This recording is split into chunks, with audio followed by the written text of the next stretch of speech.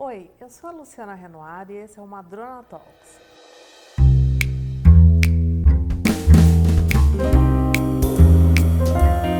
Madrona Talks. Hoje a gente vai falar um pouquinho sobre carreira e para isso a gente trouxe a Paula Noschese, que foi muitos anos executiva de grandes empresas aqui no Brasil e depois deu uma guinada na carreira e hoje ela é coach de alguns grandes executivos. Paula, obrigada por ter aceitado o nosso convite. Eu que agradeço o convite. Maravilha.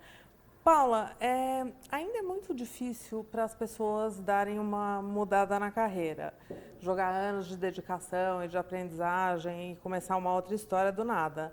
Você acha que a maioria das pessoas foram feitas para uma coisa só? Ou você acha que as pessoas têm múltiplas qualidades e conseguem mudar eventualmente tudo aos 50 anos? Assim? Essa é uma pergunta bem polêmica. Eu acho que tem pessoas que sim, são pessoas que poderiam seguir a mesma carreira a vida toda, são apaixonadas por aquilo, e se a carreira dá para elas aquilo que elas gostariam, seguem. No mundo de hoje, o mercado como está hoje, ele é mais plural. Então, é quase como se a gente dissesse que cada um de nós deveria ser de alguma forma polígamo em termos de carreira. Ter vários interesses, várias coisas ao mesmo tempo, em que em momentos diferentes você pode desenvolver. Mas você acha que o mercado está pronto para absorver? Porque Cada vez mais pronto, ele está ficando pronto.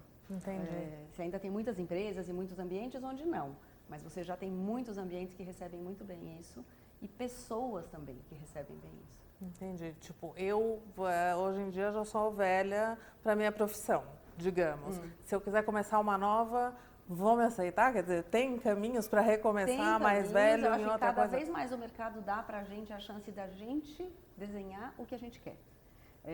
Todas as empresas? Não. Em todos os mercados? Claro que não. Isso é um processo de mudança que vem acontecendo nos últimos anos.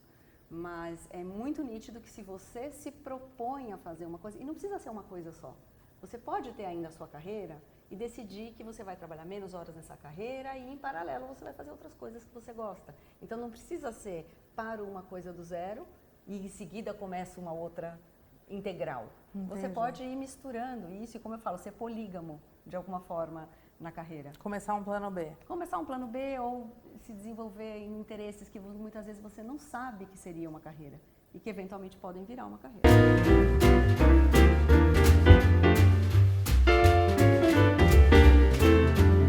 Paula, a gente ouve falar de coach quando a gente está precisando mudar de carreira ou quando a gente tem algum problema comportamental na empresa. Então, chama o coach para uma dessas razões. Para que serve o coach empresarial?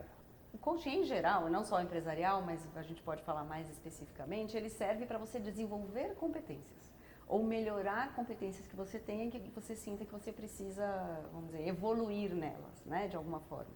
Então, vamos dizer, um conceito comum esse de que o coaching serve muito para esse momento de mudar a carreira, é verdade. Mas eu diria que 90% do meu trabalho não é nessas situações, nem quando tem um problema, nem quando eu quero mudar de carreira. Tem muito mais a ver com o que eu preciso para crescer.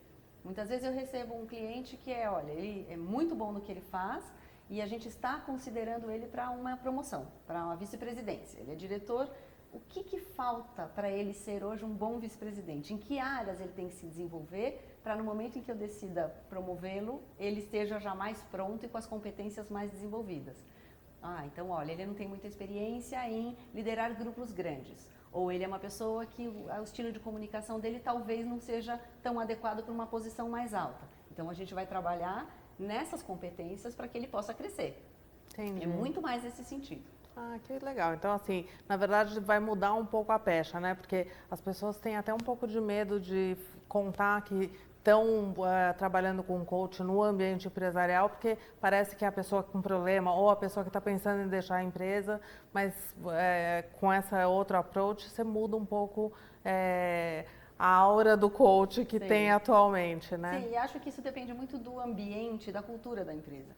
Eu acho que tem sim empresas que olham para isso como assim, um remendo de um problema, né? Um band-aid. Aquela pessoa a gente já tentou várias coisas, não vai, vamos tentar um coach. Isso acontece. Mas eu acho que cada vez mais ele entra como um investimento de desenvolvimento, de investimento em gente que, vamos dizer, justifica esse investimento para crescer. Inclusive, dois temas que você falou se juntam muitas vezes, que é, eu estou planejando promover essa pessoa para uma posição importante, ou eu acho que no longo prazo ela seria... E eu quero ter certeza que essa pessoa não tem dúvidas de carreira, que essa é a escolha dela. Porque não me adianta nada ficar contando com uma pessoa para um dia ser o CEO da empresa e descobrir um mês antes que no fundo ele não quer isso. E é difícil para a própria pessoa, vamos dizer, descobrir isso a respeito dela mesma. Então tem empresas que antes de dar uma grande posição para um executivo, oferecem um coach para poder passar toda essa reflexão e entender se aquela pessoa também quer isso. E se vale a empresa contar com isso e investir nesse sentido. E funciona como uma terapia? Você entra lá com um objetivo e depois você recebe alta? Ou tem um programa de saída? Como que é, mais ou menos? Olha, aí eu posso dizer para você, nessa onda do coaching deve ter gente que faz de todas as formas possíveis. A minha visão é a seguinte, é quase como se o coaching fosse um complemento à terapia. A terapia vai olhar para trás, na sua história, e vai tentar entender as raízes daquilo que você está vivendo hoje.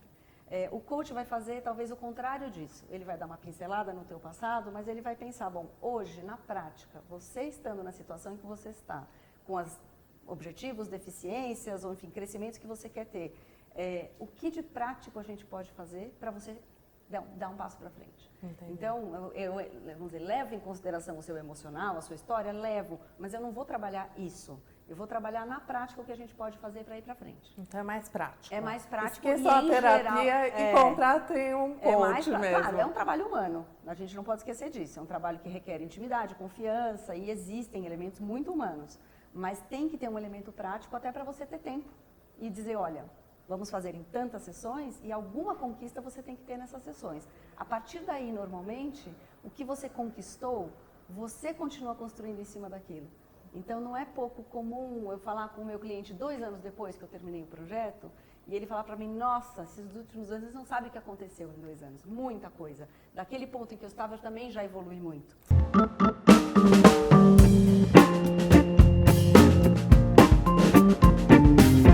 Isso funciona para sucessão familiar? Assim, tipo, grandes empresas familiares que estão com problema de sucessão, você trabalha com isso também? Ou já foi procurada para isso? Sim, já fui procurada, já trabalhei com isso. Trabalho também com conselhos, com grupos, enfim, com todas as situações onde o elemento humano pode ser melhorado.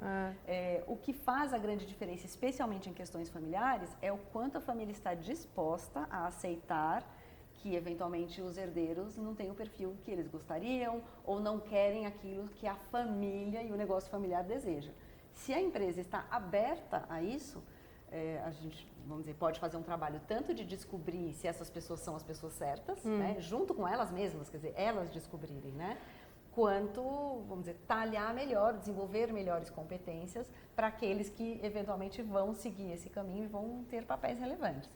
O difícil na questão familiar é realmente a aceitação, vamos dizer, interna, de que pode ser que aquelas pessoas que são os meus descendentes não sejam as pessoas certas para dar continuidade no meu negócio. Essa é a dificuldade maior. Mas eu acho que quando tem uma cabeça aberta, uma vontade de realmente fazer o trabalho certo, o coaching é muito bem utilizado nessas situações. Voltando um pouquinho sobre essa questão profissional, né?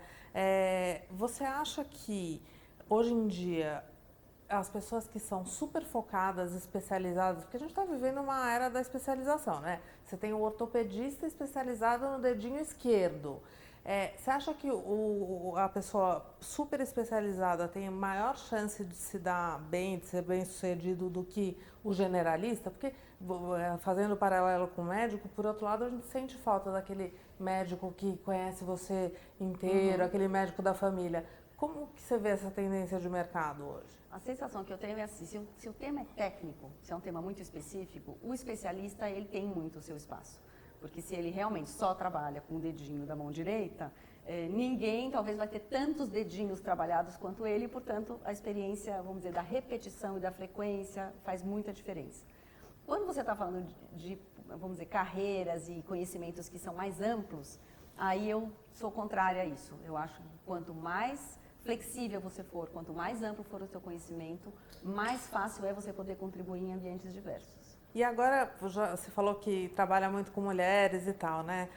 Falando um pouco da vida profissional das mulheres, Você acha mesmo que as mulheres estão querendo assumir cada vez mais funções e mais compromissos no trabalho e realmente chegar lá nos cargos de liderança, mesmo que isso interfira na vida familiar? Assim, a gente que é mulher sabe que é efetivamente uma escolha difícil. Você chega num momento ali que você fala, putz, queria tanto fazer, sei lá, adaptação do meu filho na escolinha, vou pedir férias, né? Uma coisa que você tem que abrir mão. Realmente a mulher quer isso ou ela gostaria de ter uma vida mais tranquila? É uma opção ou ela se sente pressionada pela sociedade para desempenhar um papel e ser bem-sucedida? O que você sente isso nas mulheres? Eu sinto que hoje o maior desejo que não é atendido ainda pelo mercado, vamos dizer, é justamente a flexibilidade da escolha. Hoje o que acontece, você mesmo estava falando, eu quero acompanhar meu filho na adaptação dele na escola, então vou pegar férias. Por que eu não consigo flexibilizar o meu trabalho para aqueles poucos dias eu fazer isso? Porque aquilo não é férias para mim, né? Eu não estou descansando, eu não estou viajando, eu não estou indo na praia. Eu estou, enfim, passando uma parte do meu dia cuidando, vamos dizer, mais e me dedicando mais ao meu filho.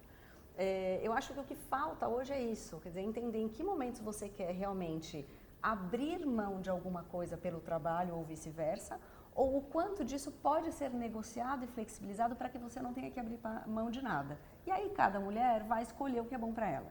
Tem mulheres que realmente querem se dedicar só à família, tem mulheres que só querem trabalhar, tem mulheres que vamos dizer, não querem ter uma família no sentido de ter filhos e tudo mais, e é importante que o mercado e o mundo absorva essa variedade e respeite essa variedade. Hoje, em alguns âmbitos, não existe essa possibilidade, é um pouco binário. Ou você faz tudo e se dedica loucamente ao trabalho, ou você é uma boa mãe. É quase como se esses dois papéis fossem incompatíveis.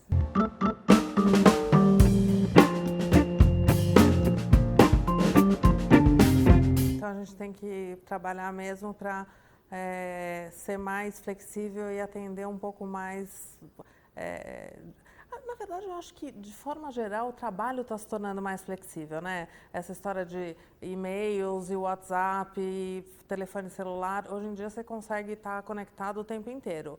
De alguma forma, o trabalho deveria ser mais flexível para todo mundo, né? Sim, e em vários âmbitos. Eu não acho só, você falou uma coisa boa que é a questão da mobilidade, né, de você trabalhar, vamos dizer, longe do escritório, Exato. De certa forma, mas tem de tudo. Por exemplo, em alguns outros mercados, no Brasil não é tão comum.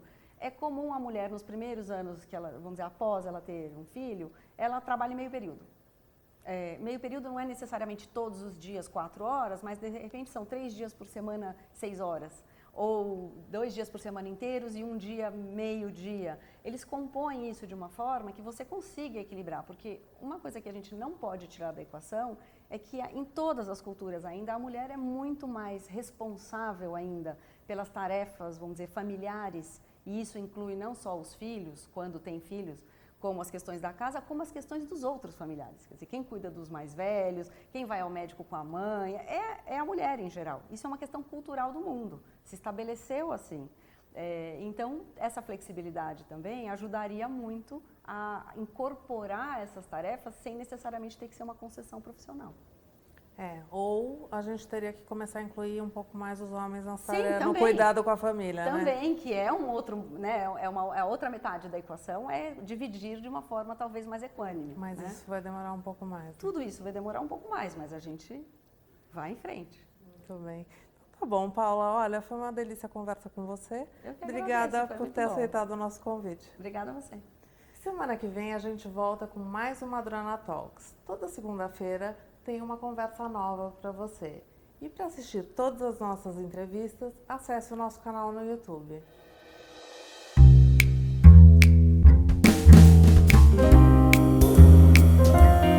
Madrona Talks.